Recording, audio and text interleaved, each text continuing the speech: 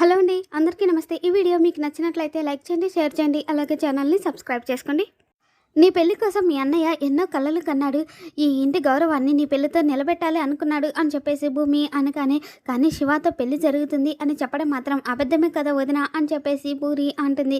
ఇక అప్పుడే గగన్ ఇలానే శారద ఇద్దరు కూడా పరిగెత్తుకుంటూ వచ్చి పూరి తలుపుతి, ఏమైంది పూరి తలుపుతి, భూమి తలుపుతి అమ్మ అని చెప్పేసి ఇక శారద గగన్ ఇద్దరు కంగారు పడుతూ తలుపులు బాధేస్తూ ఉంటారు. ఇక దాంతో భూమి అయితే గన రే నువ్వు వెళ్ళి దాక్కోరా అని చెప్పేసి ఇక శివాని దాక్కోమని చెప్పేసి, పూరి నువ్వు మాత్రం ప్లీజ్ కళ్ళు తిరిగాయని మాత్రమే చెప్పు, లేదంటే కన్నా ప్రమాదం జరుగుతుంది.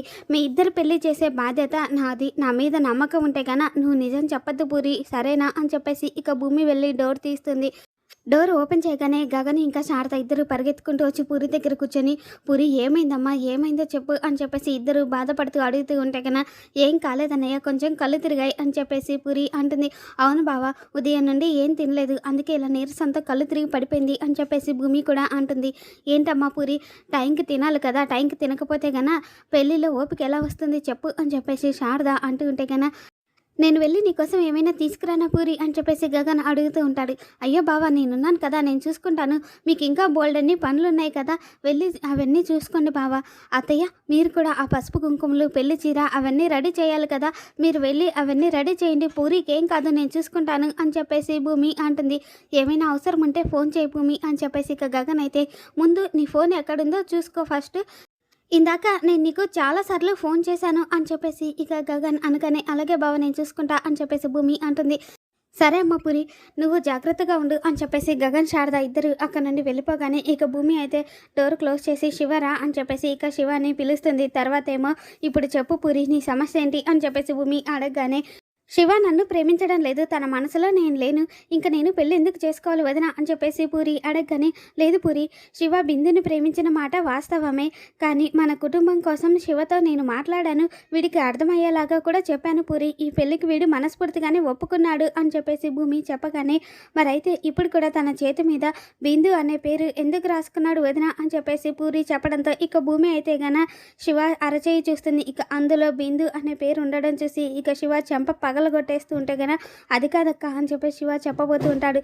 రై నోరు మొయ్యరా, నీ ప్రేమ కంటే కూడా ఈ ఇంటి పరువు ముఖ్యమని నీకు చెప్పాను కదరా, అప్పుడు ఒప్పుకున్నావు కదా, మళ్ళీ ఇదేంటిరా, చిలక చెప్పినట్టు చెప్పినప్పుడు అప్పుడు బాగానే విన్నావు కదా, మళ్ళీ ఇలా ఎందుకు రాసుకున్నావు అని చెప్పేసి ఇక భూమి అయితే శివాని నిలదీస్తూ అడుగుతూ ఉంటుంది. రే ఒక ఆడపిల్ల పెళ్లి చేసుకొని నీ జీవితంలోకి వస్తుంది అంటే గన నువ్వు నీ గతాన్ని శాశ్వతంగా మర్చిపోవాల్సిందే, లేదు తాళి మాత్రం ఇక్కడ కడతాను, నీ ప్రేమ మాత్రం అక్కడ ఉంటుంది అంటే మాత్రం ఏ ఆడపిల్ల అయితే తట్టుకుంటుందిరా, నీకు ఒక్కసారి చెప్తే అర్థం కదా, చూడరా పూరిని చూడు, నువ్వు దక్కవు అనే అనుమానం వస్తేనే చావడానికి కూడా సిద్ధమైపోయింది, తనకి తన ప్రాణం కంటే కూడా నీ ప్రేమ ముఖ్యమైపోయింది కదరా, ప్లీజ్ రా అర్థం చేసుకోరా, నేను నీ మీద పెట్టుకున్న నమ్మకాన్ని ఒమ్ము చేయకరా, ఈ అక్క కోసం ఈ ఒక్క త్యాగం చేయరా, ప్లీజ్ రా నీ కాళ్ళు పట్టుకుంటాను అని చెప్పేసి ఇక భూమి అయితే కన్నా శివ కాళ్ళు పట్టుకుని అడుగుతూ ఉంటే కన్నా, అయ్యో ఆగక్క నన్ను క్షమించక్క అని చెప్పేసి ఇక శివ భూమి కాళ్ళు పట్టుకొని, ఈ పెళ్లి చేయడానికి నువ్వు పడుతున్న కష్టాన్ని నేను అర్థం చేసుకోలేకపోయానక్క, నా వల్ల ఇన్ని కుటుంబాలు బాధపడతాయి అని చెప్పి నేను ఊహించలేదక్క, నా ప్రేమ వల్ల ఇంతమంది కళ్ళల్లో కన్నీళ్ళు వస్తాయి అంటే కన్నా అలాంటి ప్రేమ నాకు అవసరం లేదక్క, ప్రేమ మనుషుల్ని కలపాలి, కుటుంబాలని విడదీయకూడదు కదా, నువ్వు చెప్పినట్టే చేస్తానక్క, నేను పూరిని పెళ్లి చేసుకుంటానక్క, నన్ను క్షమించక్క అని చెప్పేసి ఇక శివ అయితే భూమి కాళ్ళు పట్టుకొని అడుగుతూ ఉంటే కన్నా, రే నువ్వు పట్టుకోవాల్సింది నా కాళ్ళు కాదురా పూరి చెయ్యి అని చెప్పేసి ఇక భూమి అయితే శివాని పైకి లేపి పూరి శివాల ఇద్దరు చేతిని ఒకరి చేతిలో ఒకరు చేయి పెట్టి కలిపేస్తుంది.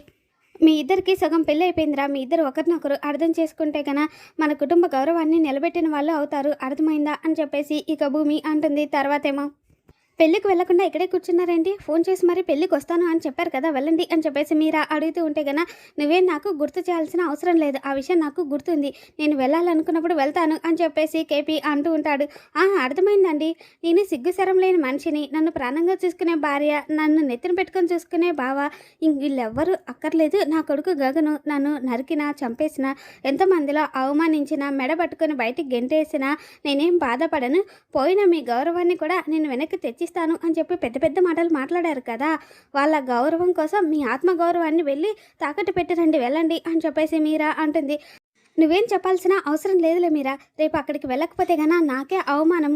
ఇప్పటికే నేను వాళ్ళని వదిలేశాను అని చెప్పి ఊరంతా చెప్పుకుంటున్నారు.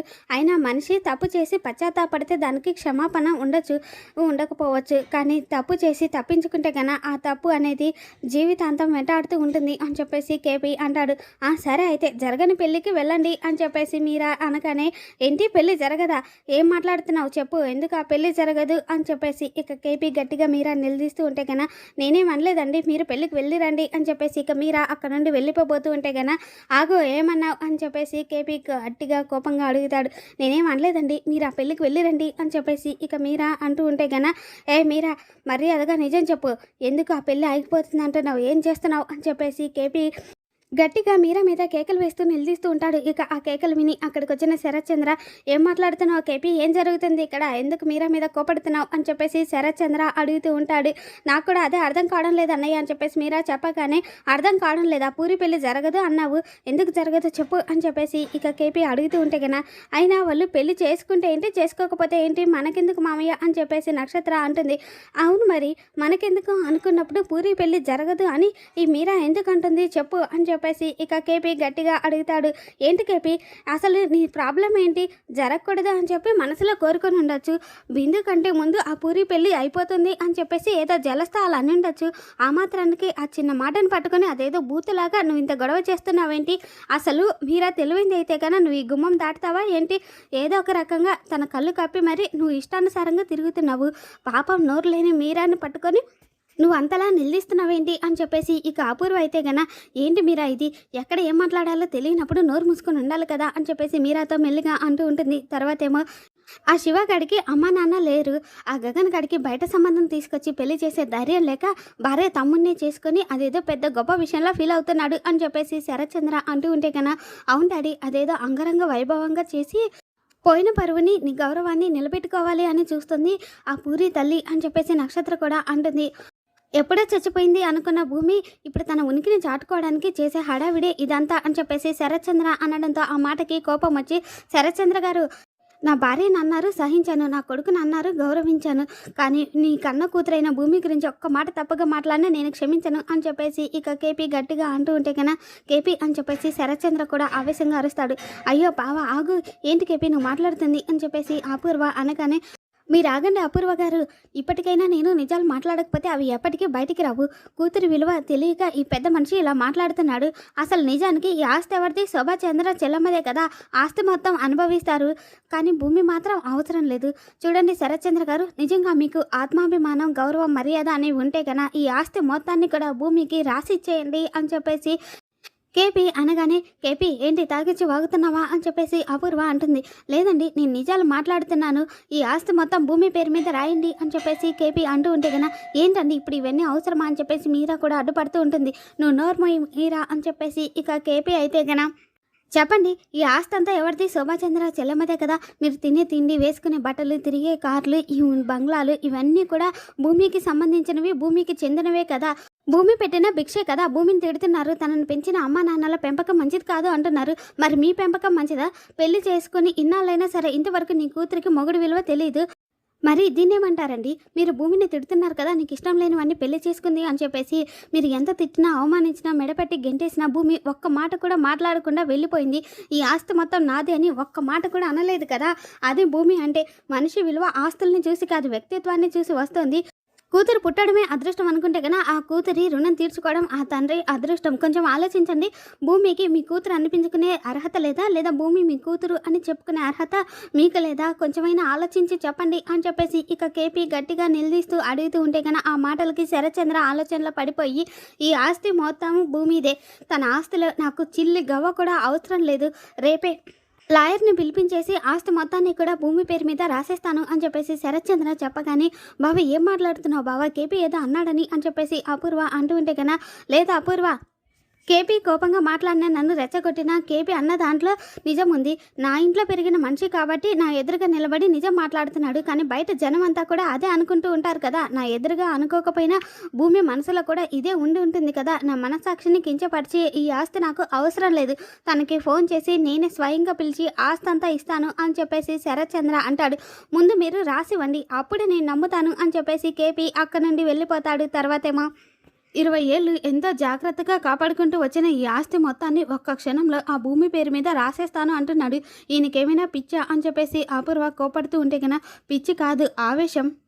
కొన్ని సమయాల్లో నువ్వు ఆలస్యంగా తీసుకునే నిర్ణయాల వల్ల నువ్వు ఎంత ఎఫెక్ట్ అవుతున్నావో నీకు అర్థమవుతుందా? ఇదంతా కూడా ఆ కేపీ వల్లనే వచ్చింది.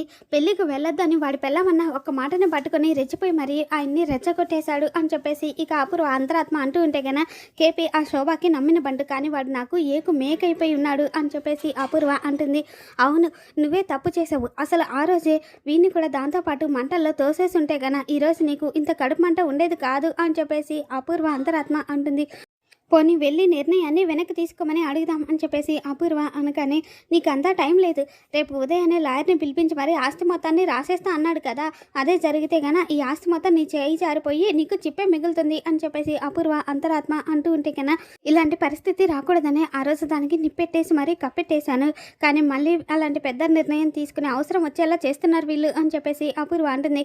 అవసరమైనప్పుడు తొందరగా తీసుకునేదే నిర్ణయం, త్వరగా తీసుకో అని చెప్పేసి అంతరాత్మ అంటూ ఉంటే కన్నా కూతుర్ని కూడా ఆ తల్లి దగ్గరికే పంపిస్తాను అని చెప్పేసి అపూర్వ అంటుంది. ఆ ప్రయత్నం కూడా చేసావు కదా, కానీ దాని టైం బాగుందేమో. ప్రతిసారి అది చావు నుండి తప్పించుకుంటూనే ఉంది.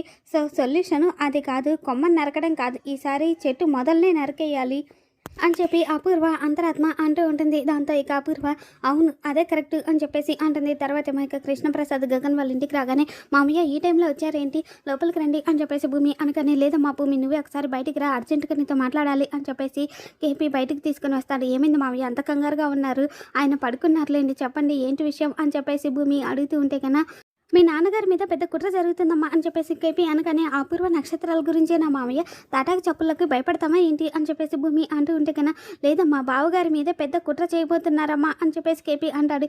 ఏం మాట్లాడుతున్నారు, వాళ్ళు బాగానే ఉన్నారు కదా, వాళ్ళు బాగుండాలనే కదా మామయ్య నేను దూరంగా ఉంటున్నాను, మళ్ళీ ఇదేంటి మామయ్య అపూర్వకి నాన్నకి ఏదైనా గొడవ జరిగిందా అని చెప్పేసి భూమి అడగగానే నాతో పెద్ద గొడవ జరిగిందమ్మా, నేను శారదకి ఫోన్ చేసి పెళ్ళికి రావాలి అనుకుంటున్న విషయం మొత్తాన్ని కూడా మీరా వినేసింది. దాంతో మీరా నన్ను ఈ పెళ్ళికి రాకుండా ఆపాలి అని చెప్పేసి అపూర్వతో కలిసి కుట్ర చేసింది. అందుకే నేను ఇలా గొడవపడి ఇలా మాట్లాడానమ్మా అని చెప్పేసి జరిగిన గొడవ మొత్తాన్ని చెప్పేస్తాడు. తర్వాత ఏమో నక్షత్ర అపూర్వ దగ్గరికి వచ్చి మమ్మీ ఆస్తి గురించి ఏమైనా ఆలోచించావా అని చెప్పేసి అడగగానే ఆలోచించాను నక్షత్ర, పడేద్దాము, ఆస్తి ఎక్కడికి వెళ్ళదు, మీ నాన్నని జీవోత్సవం లేని మనిషిలాగా పడేద్దాం అని చెప్పేసి అపూర్వ నక్షత్ర మాట్లాడుకున్న మాటలన్నింటినీ కూడా కేపీ వినేసి ఆ మాటల్ని భూమికి చెప్తాడు. మరి నాన్న అక్కడ ప్రమాదంలో అంటే మీరు ఇక్కడికి ఎందుకు వచ్చారు మామయ్య, అక్కడుండి నాన్నని కాపాడుకోవాలి కదా, మీ వెనకాల జరుగుతుంది ఇలా అని చెప్పేసి నాన్నకు చెప్పాలి కదా మామయ్య అని చెప్పేసి భూమి అంటూ ఉంటే కన్నా అమ్మ నేను నిజం చెప్పినా సరే మీ నాన్న నమ్మడు, మీ అమ్మని ఆ అపూర్వ చంపింది అని చెప్పేసి నువ్వు చెప్పినా నేను చెప్పినా కూడా నమ్మలేదు. బావగారికి నా మీద చాలా కోపం ఉందమ్మా, కాకపోతే తన చెల్లెలు భర్తను కాబట్టి నన్ను ఏం చేయకుండా ఊరికే ఉంటున్నారు అని చెప్పేసి కృష్ణప్రసాద్ అంటూ ఉంటాడు. ఇంకొక వైపు అపూర్వ అయితే మందులో టాబ్లెట్లు కలిపేసి ఉంటుంది. మరి రేపటి ఎపిసోడ్లో ఏం జరుగుతుందో మళ్ళీ మన ఛానల్లో తెలుసుకుందాం. ఈ వీడియో మీకు నచ్చితే లైక్ చేయండి, షేర్ చేయండి. Thanks for watching.